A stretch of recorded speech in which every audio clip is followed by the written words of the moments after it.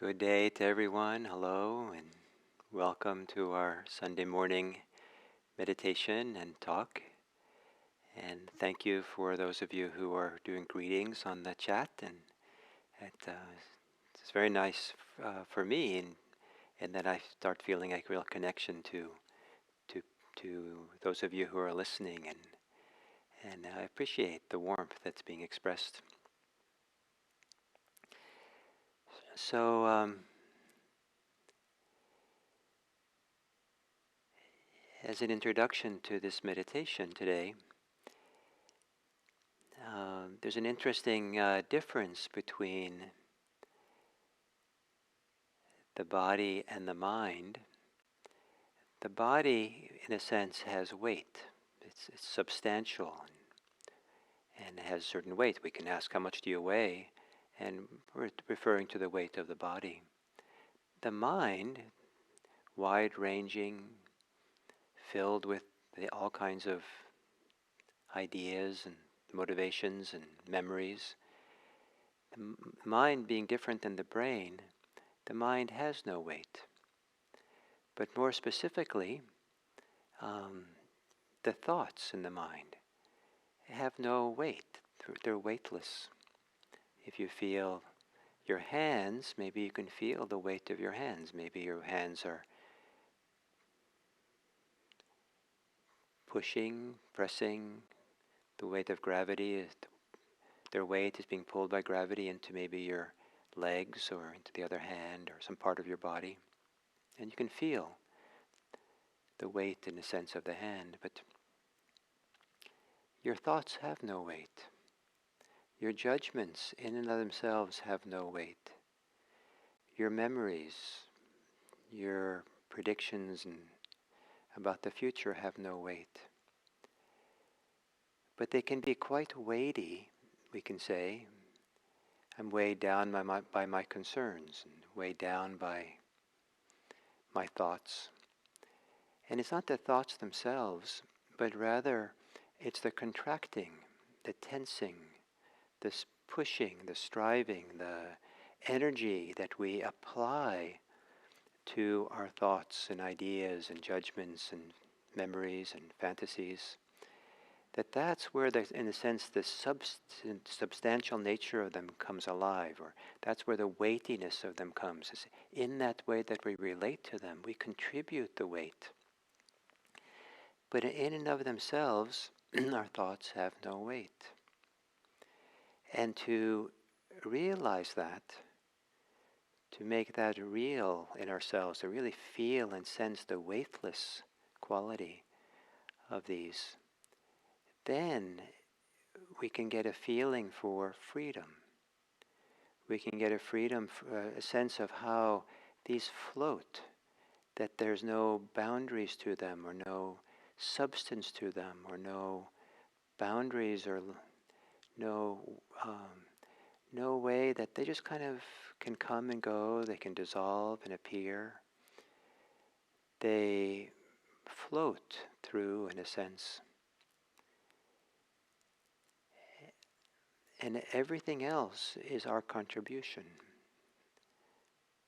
our intense interest in them, or alarm or horror or fear in relationship to them, or our wanting and not wanting, and contracting and pushing away. And this goes on, the ways in which we relate. And for this meditation, maybe you can become aware a little bit of that distinction between the weightiness that you contribute and the weightlessness of your thinking, of your ideas and thoughts. The ways that the substantiality of our tension and holding on, reactivity, and the non-substantial nature of these thoughts themselves.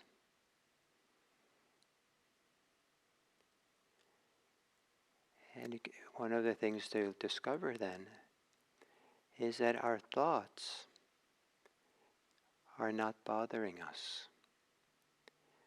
but in a sense we are bothering them, or we are being bothered by them. And to discover how not to be bothered by thoughts and ideas is to begin discovering how to be free from them. So, assuming a meditation posture that supports you to be alert and relaxed, and taking a few long, slow, deep breaths, breathing in, breathing out. And as you exhale, to relax and soften.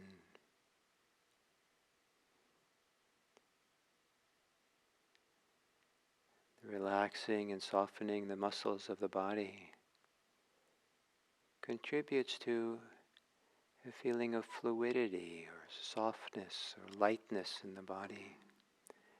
That's not there if we are tense and tight.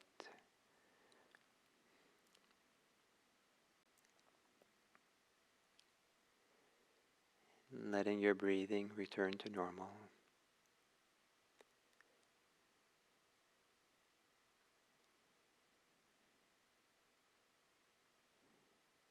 And taking a few moments to feel your embodied body. Feeling the sense of embodiment in this body. The weight of the body, the substance of the body.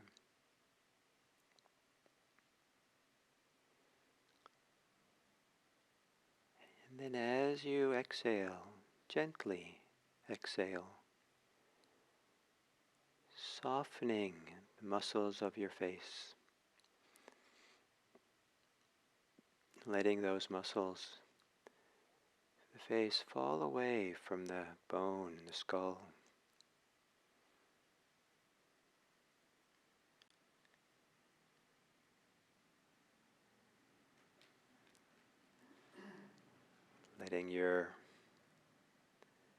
Softening your eyes.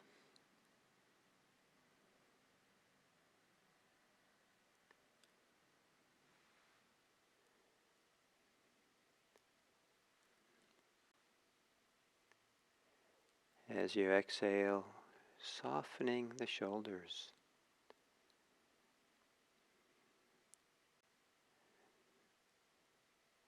Releasing the shoulders to the pull of gravity.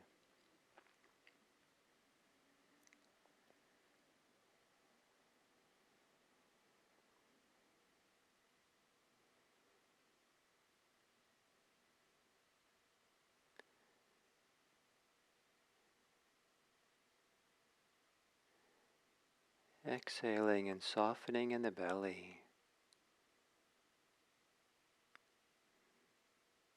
And maybe when you inhale, can you keep the belly soft and expansive?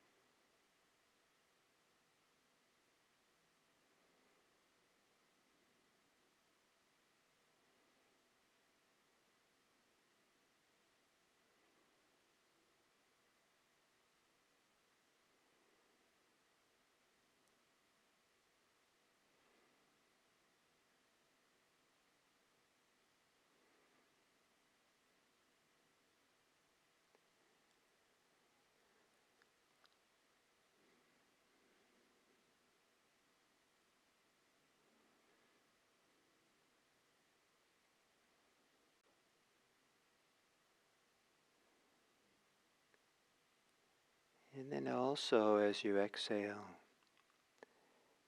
see if you can relax any tension or pressure that's around the mind, in the area that you most identify with the mind. Maybe it's the same as the brain area, the head. If there's any tension, contraction, relax, soften, let go.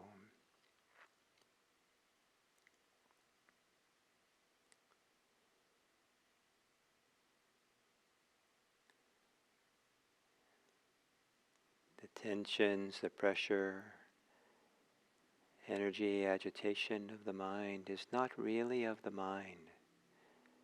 That's of the body, participating, reacting, engaging.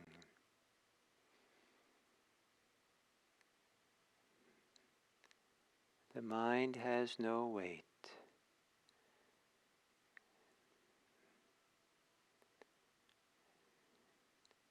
It has no boundaries,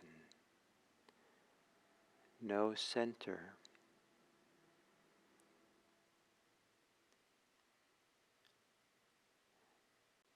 And the thoughts of the mind, the judgments, the ideas of the mind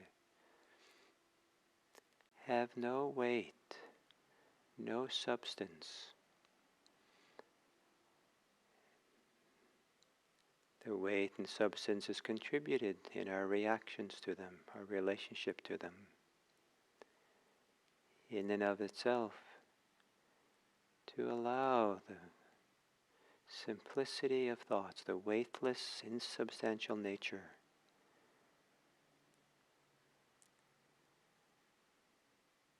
allowing them to be without being bothered by them, without bothering them.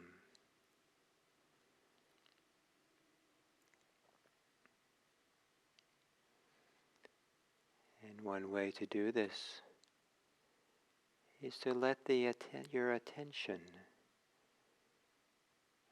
flow into your body, into the breathing body.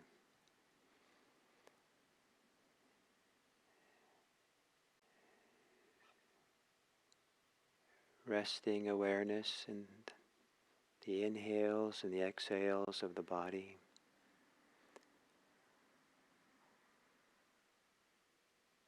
So that the energy of awareness doesn't contribute to the heaviness or substantiality of thoughts. And thoughts maybe at some point will begin to just float and feel very thin and very light. Nothing we have to be involved in. Instead, let yourself be centered in the body, breathing.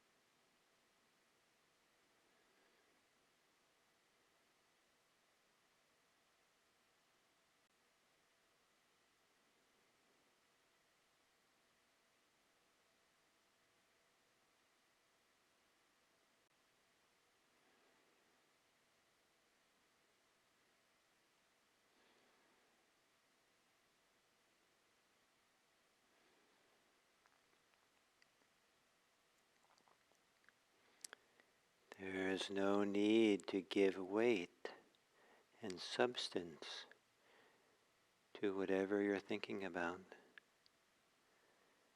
Leave the thoughts alone. If you don't pick up a boulder, you won't feel its weight. If you don't pick up a thought, it has no weight.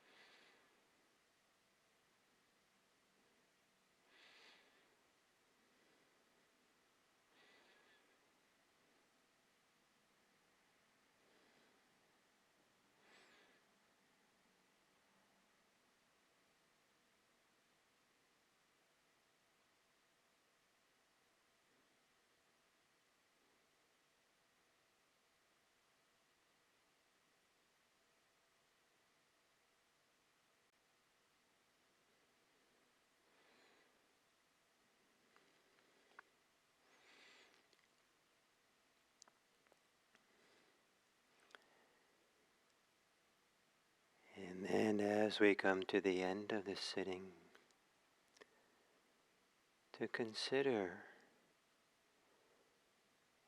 when thoughts have no weight, no substance, we're not contributing pressure or resistance, contraction around them, then the heart is not eclipsed. When the thoughts have weight, they eclipse the warmth of the heart, the radiance of the heart.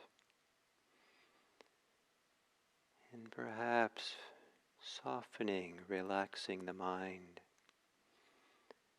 in these last moments of the sitting, to feel, sense, or whatever capacity for warm-heartedness, heartfelt goodwill that you're capable of.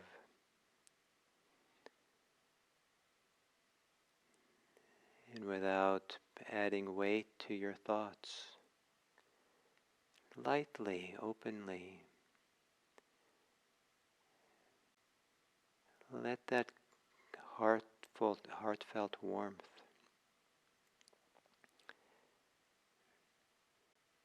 open up widely into the world around us, to the world around you, the people who are closest to you, physically and emotionally,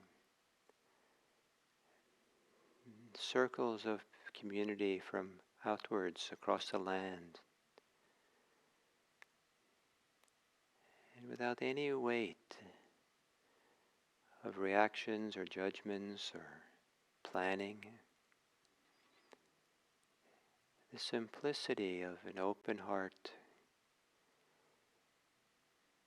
wishing that this meditation that you've just done, in some way or other, may it be in service of the welfare and happiness of others. May it be that the benefits that have come from sitting quietly, may you share those benefits with others. May they spread from you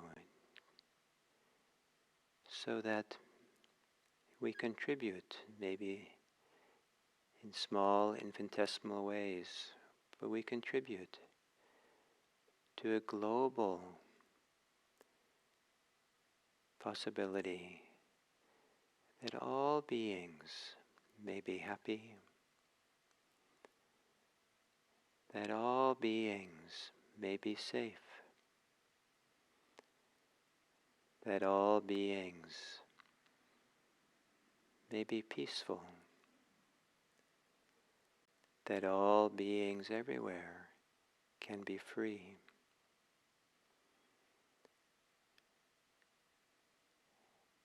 And may it be for our own happiness and safety and peace and freedom that we offer weightless care and love for this world that we share. May all beings be happy.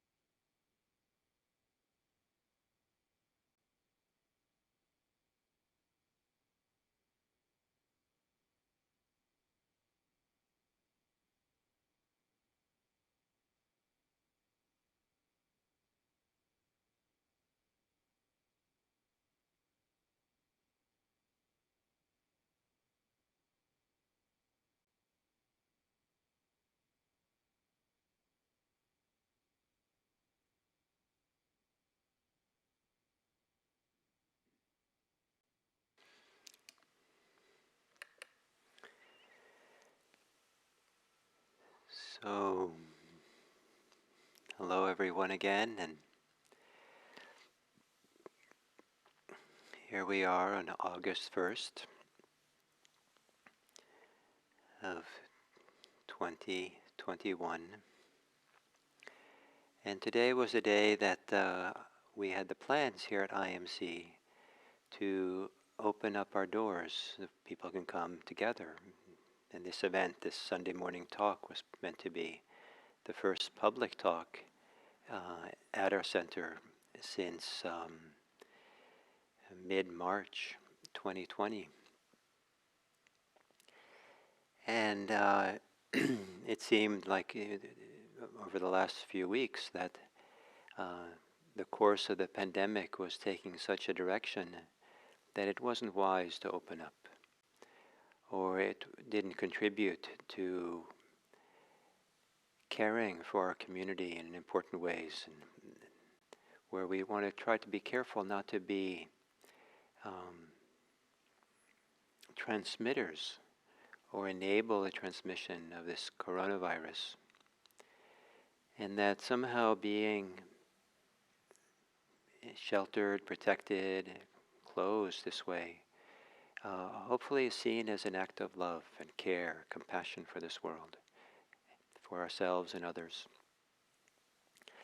So, but it kind of is a poignant moment to have planned to open and then now not opening. And makes me reflect on the impact that this pandemic has had, that for all these months. And I think it's important to be deeply respectful of the impact, but to appreciate, understand the impact that it has on each of us, as individuals, as a community, as a global community. That and it's not uncommon for people to feel that that the ongoingness of this pandemic has worn them down to some degree, and there's a kind of tiredness or a kind of weariness from the lack of contact with a lot of people, the isolation some people feel, the feeling of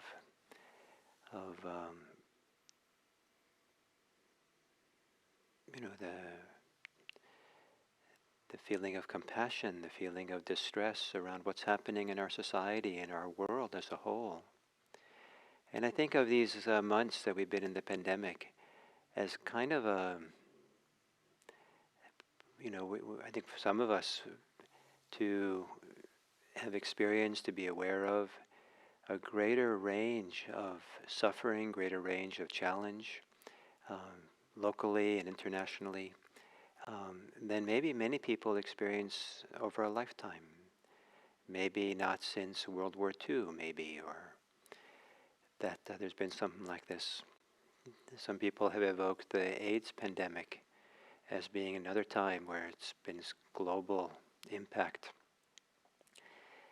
And but I think that one of the things about this pandemic is that's remarkable is how much it's shared by everyone on the globe. I think there's very few people who are not somehow impacted by it. And maybe there's a few, I had some little bit of indirect contact with a South Pacific island, and where it doesn't seem to have reached the shores, so they're free of it, but they've closed themselves off to the wider world. And so that has an impact as well. So, and I can imagine that for a lot of people, it felt like finally it's over, but then it's not over. And so one of the important things is to care for ourselves, not to allow the weight of this current events to weigh us down, to stress us, for the weariness of it all to kind of begin wearing us down. And so, how do we do that? How do we not allow this experience of this ongoing pandemic to accumulate its impact on us. And that's a little bit the topic of today, or very much the topic.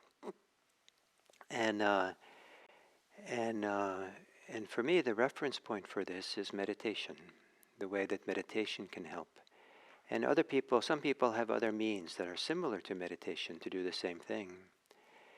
And that is a means by which we can start fresh every day.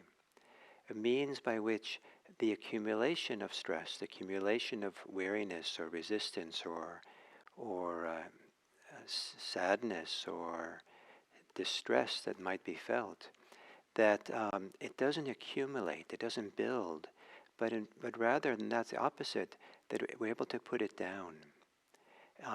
And for some period of time to really put it down and and to live free of it, without it, even if it's just for a few minutes, to have the experience so that we can start fresh, we can be refreshed, renewed, and so then we've interrupted the building, the accumulation of the tremendous weight and the ongoingness of the experience.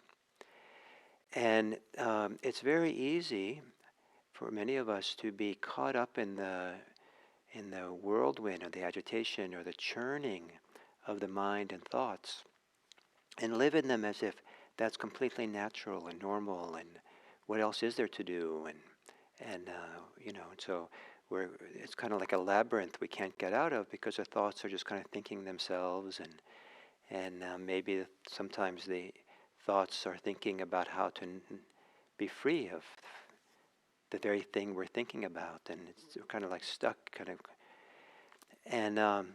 but meditation, to really be able to get still, focused, concentrated in meditation, to have mindfulness be a stepping away from preoccupation and thoughts, involvement with thoughts, so kind of getting a little distance from them and freedom from them, and maybe allowing the thinking to quiet and still, or it's to shift the center of where we live in our being from being centered on thoughts to being centered in the breathing or in the body, and to feel that shift, and so that we're not feeding our thoughts, we're not living in the thoughts, we're not swirling around in those thoughts.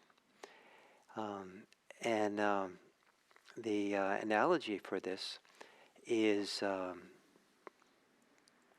whipping up cream, or using an egg beater to beat up egg whites. That if you take either one, but you keep stirring and churning and beating and bringing air into the egg whites or air into the cream, slowly over time, the cream, the egg whites become stiff, and they get stiffer and stiffer until they get so stiff you can take the beater or the fork, whatever you're doing, and lift it up, and you make these little peaks because it's firm enough that it stays upright.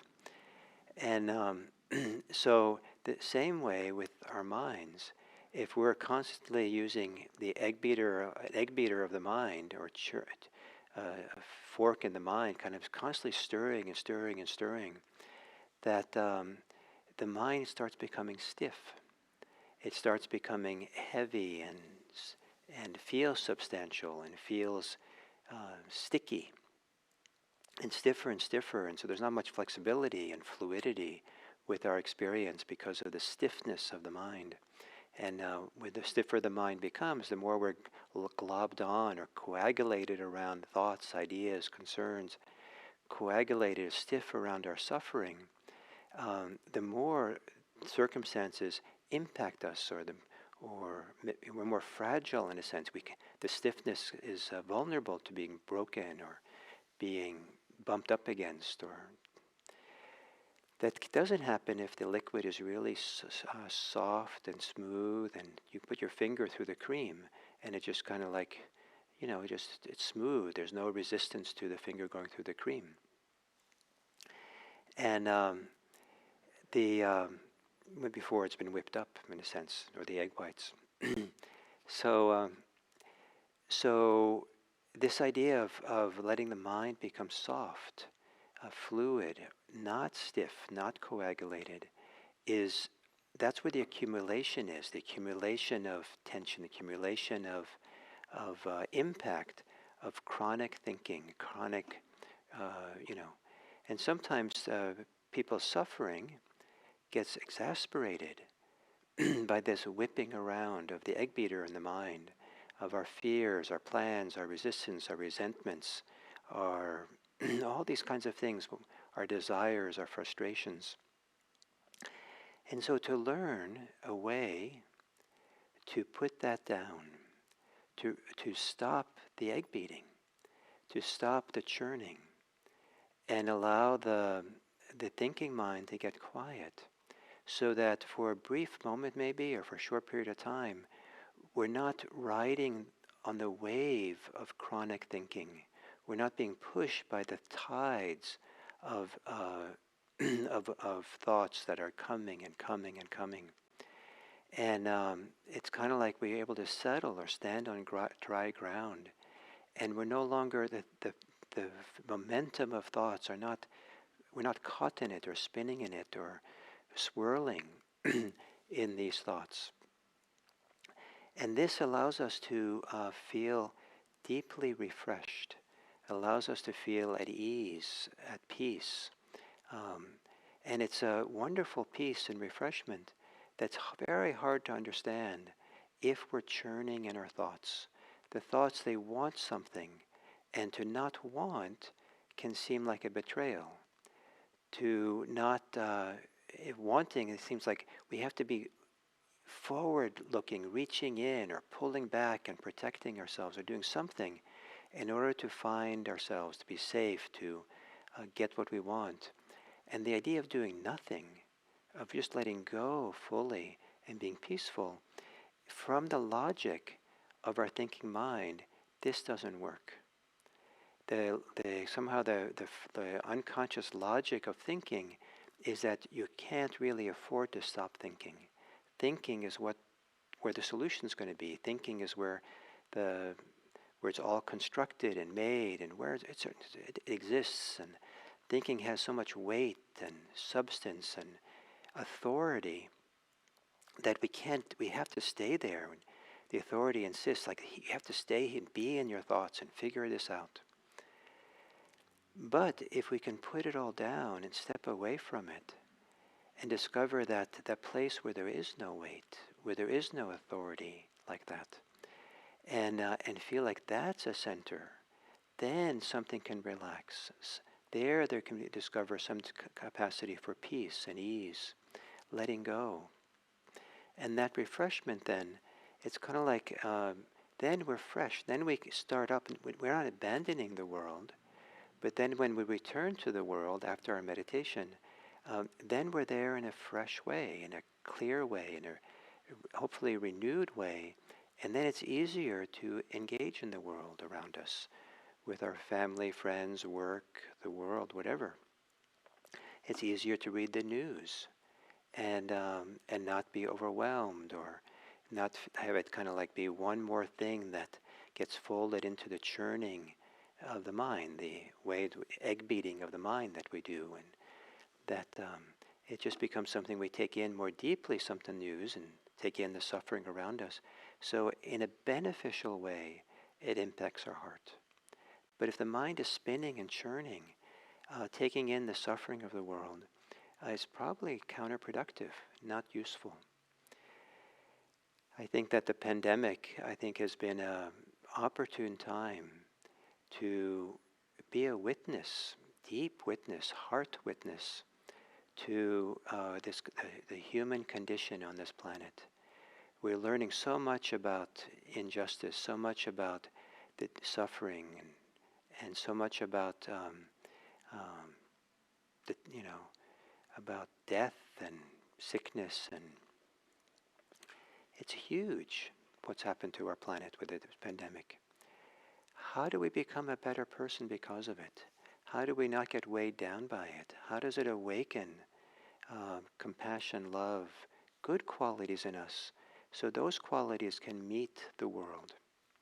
I think it's very hard to do that if we're stuck or in this churning, we're stirring up the mind, beating up the mind, whipping up the mind over and over again like you would egg whites. Or we have to stop the churning. We have to stop the incessant spinning and agitation of the mind, or at least slow it down dramatically enough so that there's time for us to be refreshed, time to open the eyes again, and the eyes are not so clouded by all these thoughts, ideas, judgments, and fears. And in a sense, this capacity of meditation to put ourselves, to get renewed or refreshed, is also get renewed from ourselves, where we're not being disloyal to ourselves, that we're not continuing to think about our suffering, our problems, our concerns. It's actually, if some of our preoccupations are all about me, myself, and mine, and to be able to really put aside, even if we are suffering, there's a lot of suffering that we're experiencing, many of us, and not to diminish that, and not to deny that it's there. But if what we're doing is using the egg beater of the mind to just spin the thoughts and ideas, then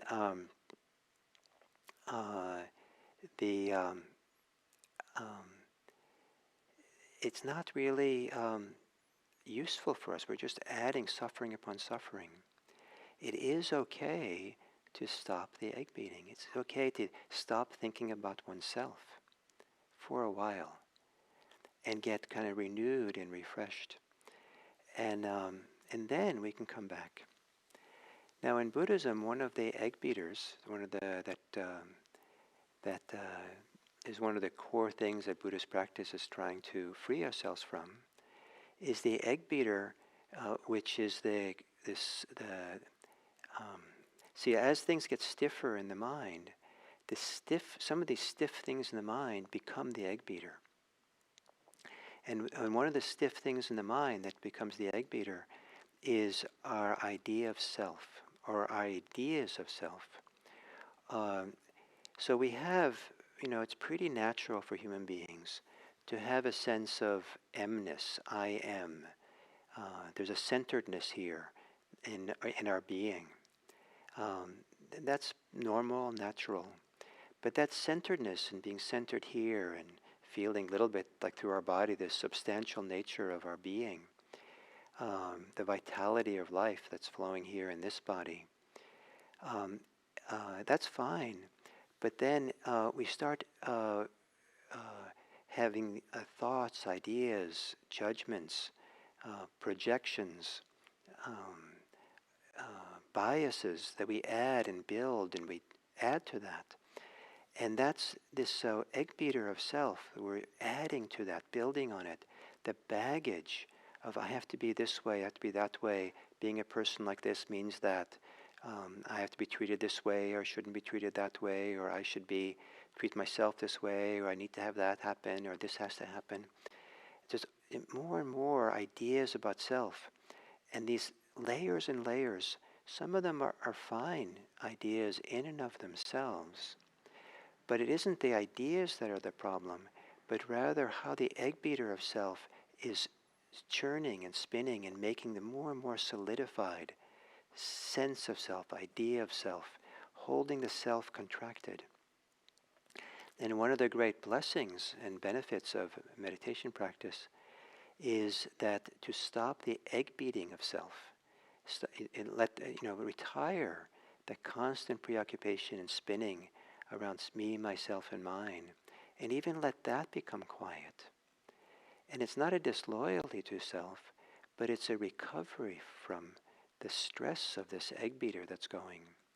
And it's a remarkable thing to discover that there's a vitality, a clarity, an openness that's possible for us, and an engagement even in life that's possible without that stiffness of me, myself, and mine, the stiffness of that starts making a substantial self, or a weighty self, a weighty self. whatever the self is, if you want to have a self or self-ideas or identities that we have, they belong in and of themselves to the weightless world of the mind.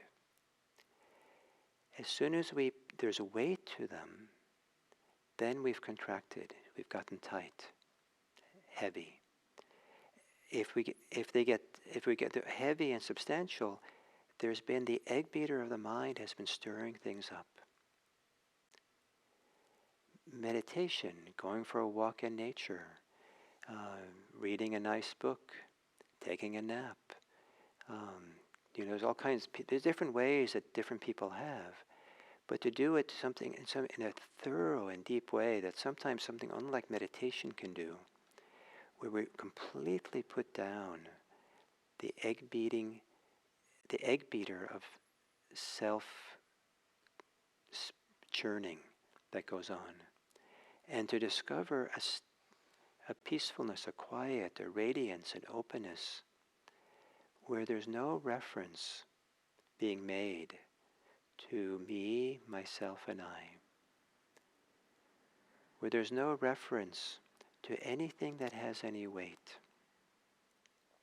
The reference is, if anything, is to something that feels open, weightless, light, free, relaxed, where we learn to recognize that the egg beater, the spinning, the churning that goes on incessantly in the mind has quieted down.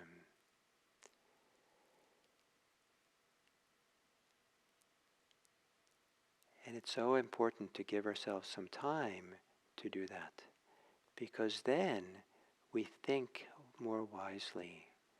Then we're ready to see more clearly. Then there's space and room for the heart, for our capacity for goodwill and kindness, care, compassion, warm-heartedness. So you might, if this talk is something you can relate to, you might start paying attention to when you're spinning your thoughts, spinning in the world of the mind, egg beating, whipping up your thoughts in ways that things become mentally heavy and substantial and thick and stiff even. And to notice how it might eclipse the warm-heartedness of the heart, how it might eclipse the kindness, the generosity, the natural goodness of the heart of our being, that in and of itself also has no weight, in and of itself has no substantiality, unless we pick it up that way with clinging and pressure and wanting and pick it up with self. The goodness of our heart that has not been churned by the egg beating of self, where the goodness just allowed to be there simply, relaxedly, openly, here. And to look and start noticing the distinction between when you're churning and when the churning has stopped. When you're spinning in thought and when you really let stepped away from that world of thought and are more at peace and at ease here. It's a very important distinction. And the more you can see that distinction, the more access you'll have to a degree of freedom, where not only maybe you don't need to recover so much or renew as much, but you actually stay renewed or you stay relaxed and open, because you're not continually accumulating more and more of this tension that comes from whipping up the egg whites in the mind. So I hope you have a chance to, each day, to do something that really renews or refreshes the mind. I think it's as important as brushing your teeth. And so please, and I think you'll probably find that you'll live a much more effective life. So that way. So thank you very much, and I am looking forward to being with all of you, certainly all of you, but to many of you, when we do open our doors here and we can meet in person, and that day will come. And until then, I offer you my warm regard and well-wishing, and hope that you take good care of yourself and good care of the world. Thank you.